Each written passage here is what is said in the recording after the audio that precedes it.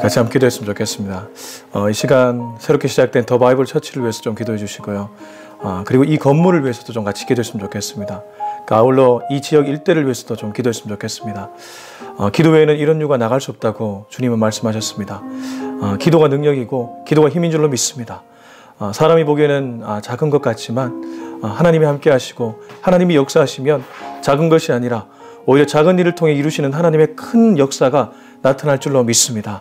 하나님, 이 공간에서 사람들이 치유되게 하시고 이 건물에 드나드는 사람들이 주님을 알게 하여 주옵소서. 건물주가 주님을 알게 하여 주옵소서. 뿐만 아니라 여기 사무실에 근무하는 직원들도 모두 다 예수님을 영접하는 역사가 일어나게 하여 주시옵소서. 이 지역에 예수님을 모르는 사람들이 더 바이블 처치를 와서 예수님을 알게 하시고 주님을 만나게 하여 주옵소서. 우리 다 같이 한번 기도하겠습니다. 하나님 아버지, 이 시간에 우리가 말씀을 듣기 전에 먼저 기도로 나아갑니다. 하나님께서 우리 가운데 귀한 교회를 허락해 주셨습니다. 더 바이블 처치가 이제 시작됩니다. 하나님, 사람이 보기에는 개척교회라 작은지 몰라도 하나님이 역사하시고 하나님이 함께 하시고 기도의 능력이 더해지면 하나님, 이 교회가 앞으로 얼마나 또 크게 성장할지 하나님 정말 예상이 됩니다. 하나님의 그 큰 역사가 이 교회를 통해 나타날 수 있기를 원합니다. 사람이 영광받는 교회가 아니라 정말 주님이 영광받는 교회 되게 하시고 주님의 목소리가 높아지는 교회 되게 하여 주옵소서. 하나님, 이 공간에서 우리가 기도하고 말씀을 선포하고 이제 복음을 전하게 될 것입니다. 하나님, 이 건물주가 정말 먼저 주님을 알게 하시고 건물주 부부께서 예수님을 영접하고 예수님께 나올 수 있도록 도와주옵소서. 하나님, 이 사무실에 근무하는 직원들도 동일하게 주님을 알 수 있기를 원합니다. 주님을 믿는 사람들이 있다면 믿음이 견고해지게 하시고 아직 주님을 모르는 영혼들이 있다면 주님을 알게 되는 역사가 일어나게 하여 주시옵소서. 하나님, 이 설해마을과 반포 일대에 아버지 하나님, 아직도 어둠 속에 방황하는 이들이 많이 있습니다. 그 사람들에게 복음을 전할 수 있는 더 바이블 처치가 되게 하시고 한 번 왔다 그냥 돌아가지 않도록 도와주시고 작은 공간이지만 왔다가 은혜가 충만함을 경험하고 돌아갈 수 있는 저들 되게 하여 주시옵소서. 이 공간에 기도가 쌓일 수 있길 원합니다. 하나님 아버지, 하나님은 살아계시고 하나님은 미쁘신 분인 줄로 믿습니다. 하나님의 은혜가 충만하게 나타나는 우리 더 바이블 처치가 되게 하여 주시옵소서. 하나님 아버지, 오늘 첫 시간 주님 앞에 기도로 우리의 포문을 열었습니다. 하나님, 더 바이블 처치를 시작하면서 우리가 다른 무엇을 하기 전에 오직 기도로 오직 말씀으로 나아감을 고백합니다. 주님, 이 교회가 정말 주님이 영광 받으시는 교회가 되게 하시고 사람의 목소리가 높아지는 교회가 아니라 정말 주님의 목소리, 주님의 음성이 높여 울려 퍼지는 그런 교회 되게 하여 주옵소서. 예수님의 이름으로 기도합니다. 아멘. 네, 오늘 말씀은 창세기 39장 원래 1절부터 10절을 읽어야 되는데 우리는 지금 온라인에는 1절부터 10절이 송출되고 있습니다. 오늘 녹화한 게 내일 아마 올라가게 될 것입니다. 그래서 우리는 39장 11절에서 마지막 절인 23절까지 읽도록 하겠습니다. 창세기 39장 11절에서 23절. 네, 같이 읽겠습니다. 시작. 그러할 때 요셉이 그의 일을 하러 그 집에 들어갔더니 그 집 사람들은 하나도 거기에 없었더라. 그 여인이 그의 옷을 잡고 이르되 나와 동침하자. 그러나 요셉이 자기의 옷을 그 여인의 손에 버려두고 밖으로 나가매 그 여인이 요셉이 그의 옷을 자기 손에 버려두고 도망하여 나감을 보고 그 여인의 집 사람들을 불러서 그들에게 이르되 보라, 주인이 히브리 사람을 우리에게 데려다가 우리를 희롱하게 하는도다. 그가 나와 동침하고자 내게로 들어오므로 내가 크게 소리 질렀더니 그가 나의 소리 질러 부름을 듣고 그의 옷을 내게 버려두고 도망하여 나갔느니라 하고 그의 옷을 곁에 두고 자기 주인이 집으로 돌아오기를 기다려 이 말로 그에게 말하여 이르되 당신이 우리에게 데려온 히브리 종이 나를 희롱하려고 내게로 들어왔으므로 내가 소리 질러 불렀더니 그가 그의 옷을 내게 버려두고 밖으로 도망하여 나갔나이다. 그의 주인이 자기 아내가 자기에게 이르기를 당신의 종이 내게 이같이 행하였다 하는 말을 듣고 심히 노한지라. 이에 요셉의 주인이 그를 잡아 옥에 가두니 그 옥은 왕의 죄수를 가두는 곳이었더라. 요셉이 옥에 갇혔으나 여호와께서 요셉과 함께 하시고 그에게 인자를 다하사 간수장의 은혜를 받게 하심에 간수장이 옥중 죄수를 다 요셉의 손에 맡김으로 그 재반 사물을 요셉이 처리하고 간수장은 그의 손에 맡긴 것을 무엇이든지 살펴보지 아니하였으니 이는 여호와께서 요셉과 함께 하심이라. 여호와께서 그를 범사에 형통하게 하셨더라. 아멘. 네, 말씀을 전하기 전에 아주 짧게 광고 좀 하겠습니다. 여기 설해마을 반포 빌딩 4층에서 예배드리는 공간은 우리가 쓰는 공간이 아니고 빌려 쓰는 공간이죠. 그렇기 때문에 장소 사용에 좀 유의를 기해야 될 것 같습니다. 들어올 때 보시면 그 신발장에 실내화가 보였을 겁니다. 그래서 들어오시는 분들은 모두 실내화를 착용하셔야 될 것 같고 8시 이후에는 차를 빼주셔야 됩니다. 여기 기도는 8시까지 기도하시고 이후에는 차를 빼주셔야 된다는 점 꼭 유의해 주시기 바랍니다. 제가 어제 여기를 먼저 와서 좀 이렇게 카메라도 설치해보고 여러 가지 좀 장비도 이렇게 설치해보고 해봤습니다. 생각보다 나쁘지 않더라고요. 어떠세요? 생각보다 나쁘지 않더라고요. 그리고 제가 실내화 신발장을 사고 실내화 하나하나를 구입하면서 정말 기도를 많이 했습니다. 개척교회 목사님들이 이렇게 목회를 하셨겠구나. 실내화 하나하나 붙잡고 기도하는, 제가 그런 걸 처음 경험해 봤습니다. 아직 제가 40대 초반 목사인데, 하나님이 어떻게 일하시려고 저에게 이런 시간을 허락하셨을까, 이런 생각도 해보게 됐고, 정말 지금 다 기도를 했습니다. 정말 하나 붙잡고 기도했는데, 오늘 이 자리에 온 이 발걸음이 정말 인생에 있어 축복의 발걸음 될 수 있길 예수님의 이름으로 축원합니다. 오늘 우리가 읽은 창세기 39장. 잘 아시죠? 이 요셉 스토리인데, 근데 하필이면 오늘 첫날인데, 이 스토리가 그렇게 좋은 스토리는 아니에요. 여인이 유혹하고 있고, 그래도 요셉은 유혹에 넘어가지 않습니다. 우리가 인생을 살면 반드시 유혹은 찾아옵니다. 나도 모르는 사이에 나에게 속삭임이 들려온다는 것이죠. 가까운 사람이 나를 유혹할 수도 있고, 아니면 내가 누군가를 유혹할 수도 있습니다. 우리 39장 11절 읽어보겠습니다. 그럴 때 요셉이 그의 일을 하러 집에 들어갔더니 그 집 사람들은 하나도 거기에 없었더라. 우선 요셉은 평상시에 어떻게 살았는지를 이 구절이 잘 얘기해 줍니다. 그러할 때에, 여기 그러할 때는 어떨 때냐 하면 10절에 보십시오. 여인, 이 여인은 아시는 것처럼 보디발의 아내입니다. 보디발의 아내가 날마다 요셉에게 청했대요. 어떤 청함이냐 하면 동침하자는 청함입니다. 남자가 여자한테 동침하자고 말하는 것은 조금 상식적인데 여자가 남자에게 동침한다? 참 간도 크다, 그죠? 요셉의 일했던 집이 보디발이니까 당시 애굽의 친위 대장이었잖아요. 바로의 친위 대장. 지금으로 치면 경호실장입니다. 경호처의 경호처장쯤 되는 분인데 그런 분의 아내라면 얼마나 미모가 대단했겠어요? 또 지위도 대단했을 것이고 그런 여자가 이 요셉이라는 인물한테 푹 빠져가지고 매일 청하자고 했던 거예요. 그러할 때에 요셉은 그의 일을 하러 집에 들어갔다고 합니다. 그의 집에. 그 집은 바로 주인의 집이죠. 요셉은 이런 것들을 신경 쓰지 않고 자기의 일에 최선을 다했음을 우리는 알 수 있습니다.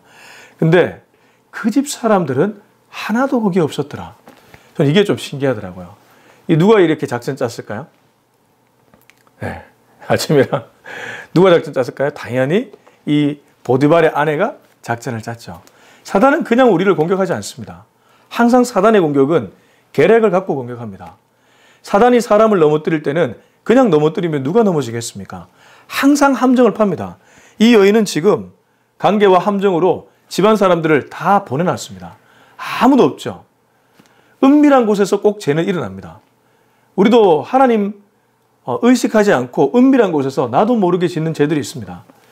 사실 좀 부끄럽게도 저도 오늘 오면서 왠지 여러분들이 먼저 와 있을까 봐 빨리 오려고 신호를 하나 무시했습니다. 보이지 않는 곳에서 이렇게 우리가 죄를 쉽게 짓더라고요. 지금 여자는 이제 아무도 없으면 요셉 이놈도 넘어오겠지. 그런 마음이었습니다. 12절. 그 여인이 그의 옷을 잡고 이르되 나와 동침하자. 그러나 요셉이 자기 옷을 그 여인의 손에 버려두고 밖으로 나가매. 그 여인이 옷을 딱 붙잡습니다. 끝까지 이 요셉과 한번 잡으려고 자기의 목적을 달성하려고 이렇게 했죠. 근데 요셉은 자기 옷을 그 여인의 손에 버려두고 갑니다.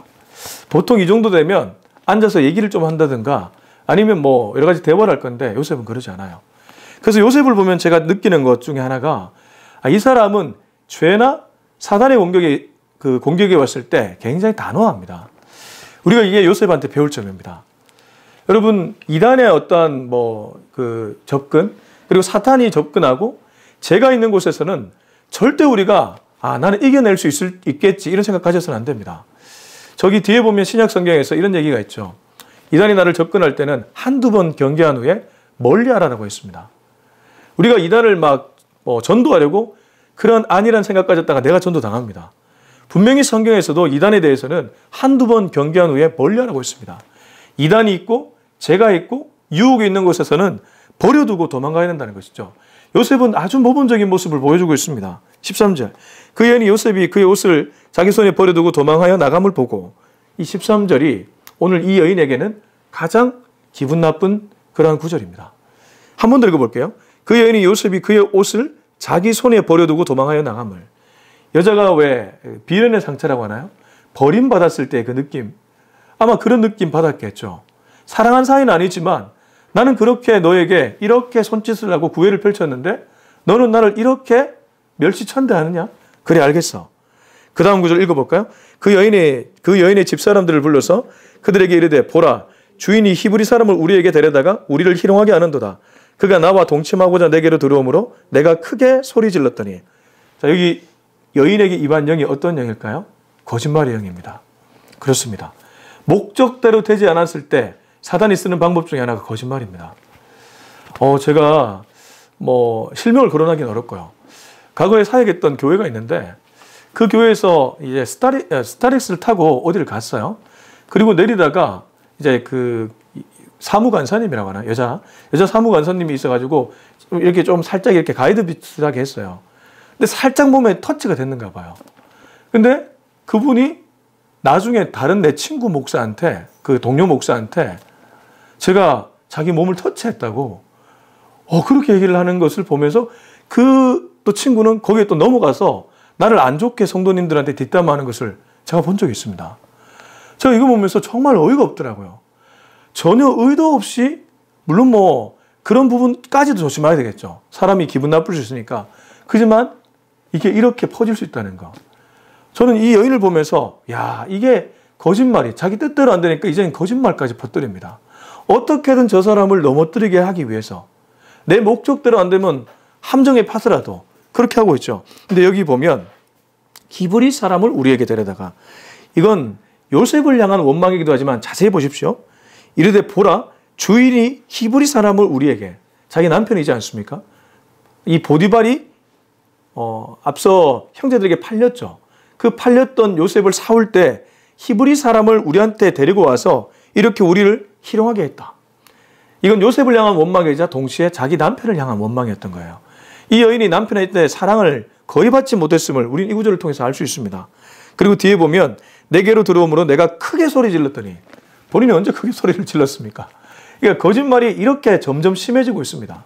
제가 한번 들어오면 그 제가 얼마나 더 큰 죄를 낳는지 우리는 잘 알고 있지 않습니까? 이 구절이 그것을 잘 보여줍니다. 15절. 그가 나의 소리 질러 부름을 듣고 그의 옷을 내게 버려두고 도망하여 나갔느니라고 자기 좋을 대로 해석하고 있습니다.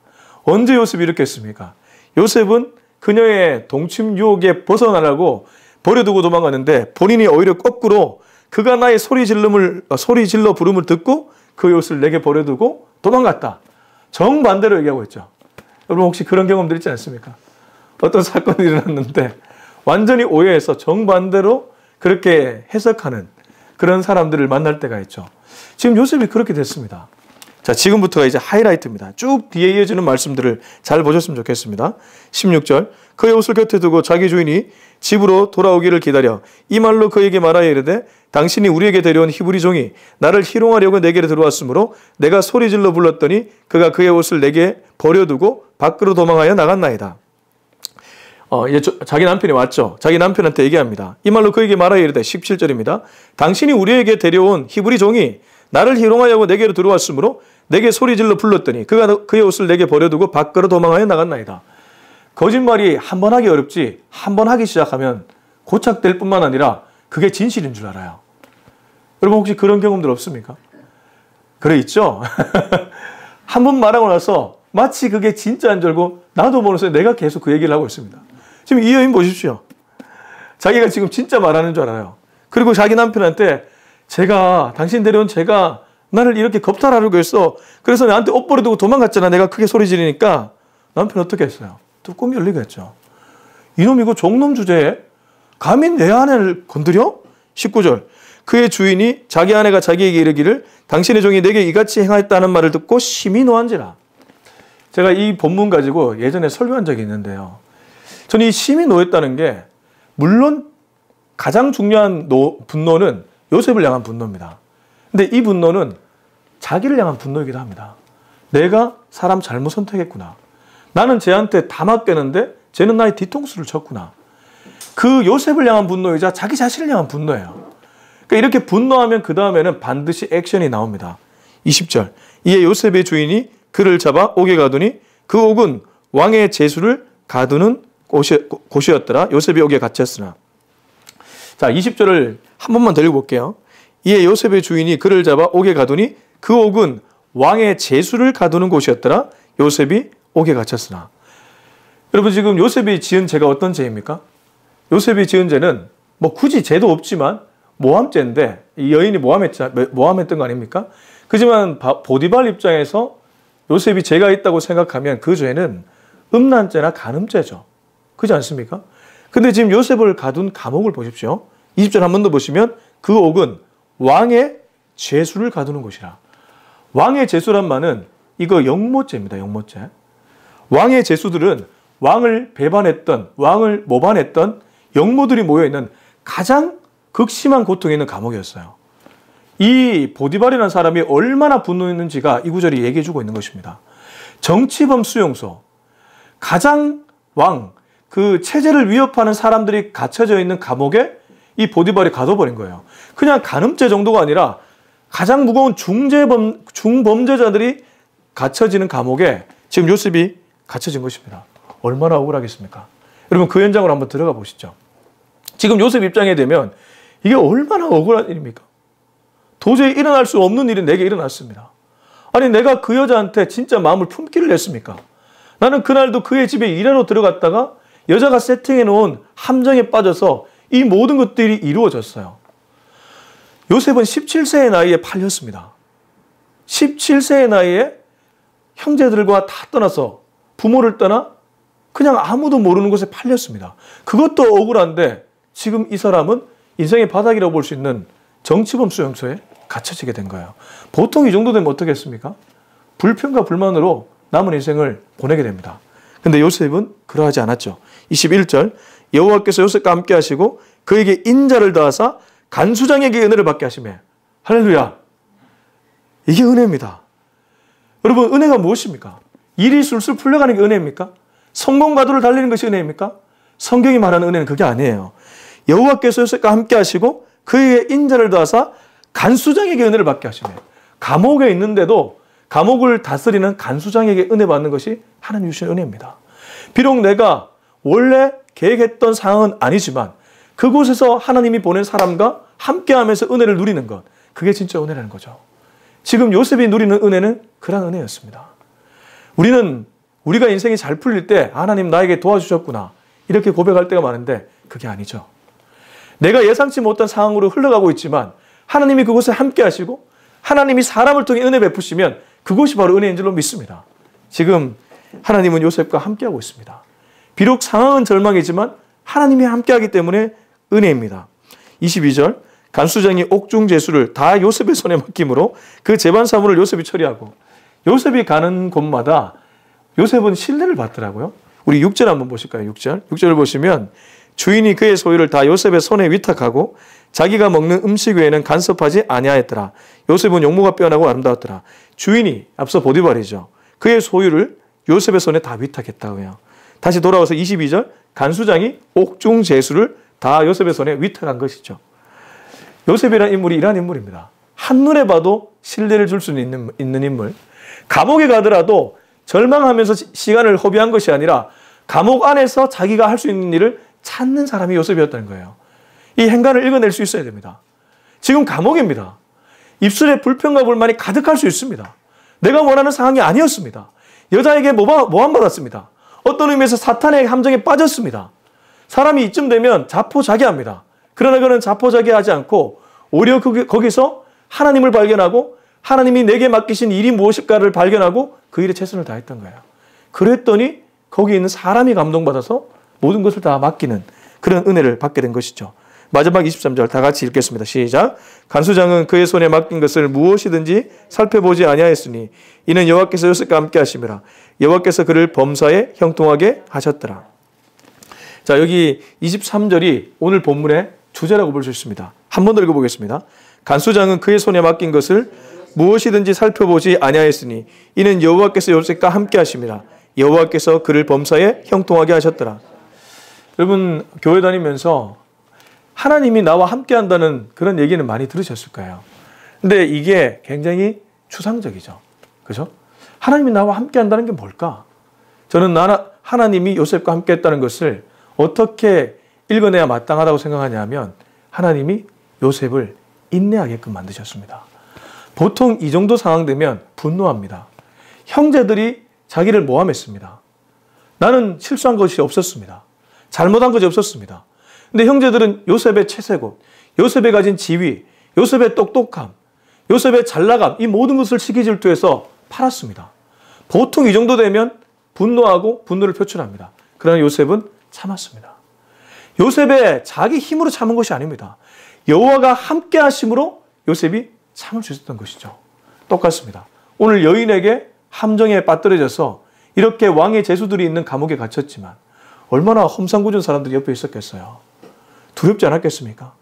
근데 하나님이 도와주심으로 참았다는 거예요. 그리고 이 함께 했다는 것이 계속 나옵니다. 오늘 보면 21절에도 나오고요. 앞장에 우리가 읽지는 않았지만 39장 2절에도 나오고요. 39장 3절에도 나옵니다. 2절에도 여호와께서 요셉과 함께 하심으로. 39장 전체의 스토리가 여호와께서 요셉과 함께 하심으로. 근데 참 재밌는 게 있어요. 우리가 읽지 않았지만 10절 한번 읽어볼까? 10절 말씀입니다. 10절 같이 한번 읽어볼까요? 시작. 여인이 날마다 요셉에게 청하였으나 요셉이 듣지 아니하여 동침하지 아니할 뿐더러 함께 있지도 아니하더라. 재밌죠? 요셉이 여인하고는 함께 있지도 아니했다. 참 신기한 거예요. 여호와께서 요셉과 함께 할 때 요셉은 늘 그와 동행했는데 지금 여인이 유혹할 때는 여인과는 함께 하지 않았다. 여인이 조금이라도 유혹하는데 그 유혹에 넘어가지 않았다. 우리 믿는 사람들이 어떻게 살아가야 될지를 얘기해 주고 있습니다. 우리가 가야 될 곳을 가고 가지 말아야 될 것을 가지 않아야 될 줄로 믿습니다. 여호와께서 나에게 가라는 길을 가고 가지 않아야 될 길은 가지 않는 저와 여러분이 되었으면 좋겠습니다. 오늘 하루 이번 한 주 시작할 때에 하나님, 내가 하나님과 함께 있어야 될 곳은 어디입니까? 또 내가 함께 있지 아니해야 될 곳은 어디입니까? 그것만 잘 분별해도 우리가 하나님 앞에서 그래도 신앙인답게 살아낼 수 있는 줄로 믿습니다. 우리 다 같이 한번 기도하겠습니다. 우리 시간 같이 기도했으면 좋겠는데요. 시간 같이 한번 기도할 때 하나님, 나도 모르는 사이에 하나님보다 다른 것들에게 자꾸 귀를 기울일 때가 있습니다. 하나님, 그런 다른 것들에 귀를 기울이는 내 자신의 모습에서 벗어나고 오히려 하나님의 말씀에 귀를 기울이며 하나님이 가라고 하는 곳에 가고 하나님이 있으라고 하는 곳에 있을 수 있는 우리가 되게 하여 주시옵소서. 우리 이 기도 제목 가지고 다 같이 한번 기도하겠습니다. 하나님 아버지, 오늘 첫날 주여 오늘 말씀 전하게 하심에 감사합니다. 하나님, 39장의 이 말씀을 통해서 우리가 어디에 가야 될지 또 누구와 함께 해야 될지 깨닫게 해주심에 감사합니다. 요셉은 하나님의 함께 하심으로 어려움을 극복했습니다. 사탄의 유혹에 이겨낼 수 있었습니다. 우리도 모르는 사이에 사탄의 유혹에 넘어갈 때가 많이 있습니다. 그는 거짓말의 영이고 관계의 영인데 아버지 하나님, 그 관계와 거짓말에 우리가 넘어갈 때가 있음을 솔직하게 고백합니다. 하나님, 그런 유혹에 넘어가지 않는 우리가 되게 하여 주시옵소서. 뿐만 아니라 하나님 아버지, 요셉은 하나님이 가라는 곳에 가고 가지 말라는 곳은 가지 않는 그런 영성이 있는 사람이었습니다.